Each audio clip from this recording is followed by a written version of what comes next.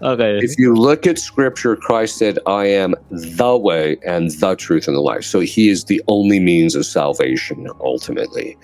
And so other religions, in that sense, cannot be a means of salvation.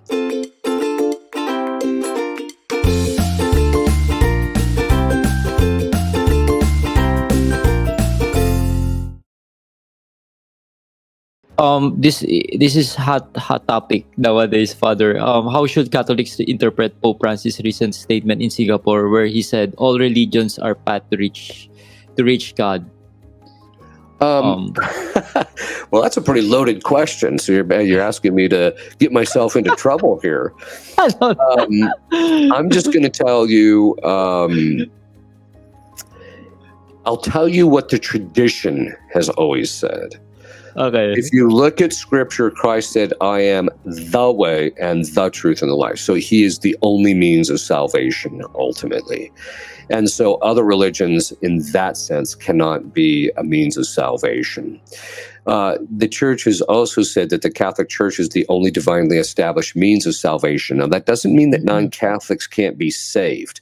It just means that if they're saved not by means of their religion, actually.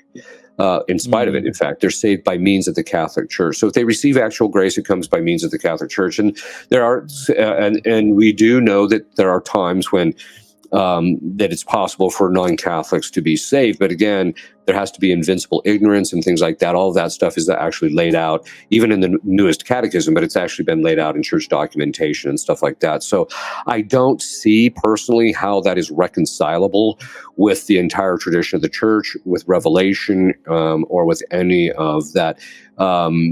So we'll see, again, whether a subsequent pope or whether there's a call for a change for him to modify what he said or what have you. We'll see how that works out. How we Catholics should respond to it, Father Chad?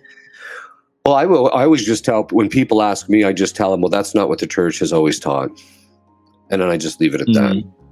That the church has always taught that Jesus Christ is he is the Son of God. He's the one who wrought our salvation, and all grace comes into the world by means of him. And so, he's the only means of salvation. Hello mga ka-faith, Brother Adrian Milagulito, and today ini-invite ko kayo na maging part kayo ng aking supporters group sa aking Patreon. Ano nga ba tong Patreon? Itong Patreon, isa tong subscription channel, may membership fee dito. Pero maliit lang naman. So dito sa Patreon, ina-upload ko yung mga naging past interview ko at yung magiging future interview ko. Diyan ko ina-upload lahat yan. After ng mga naging interview ko, ina-upload ko kaagad yan sa Patreon na unedited. So makikita nyo yung file na yan na very raw. Kaya makikita nyo yung mga barokong English or may mga spoiler. So makikita nyo lahat yan dyan. Bakit ko ginagawa ito? Kasi lahat ng ginagawa ko dito sa social media evangelization ay lahat to may cost. Okay? Yung mga ginagamit kong equipments, yung mga application, yung mga software, may cost po lahat yan. At mga ka-faith, pag ikaw ay naging member dyan sa Patreon, matutulungan nyo ako na patuloy kong magawa itong social media evangelization na to, at patuloy tayong makakapag-invite ng mga resource speaker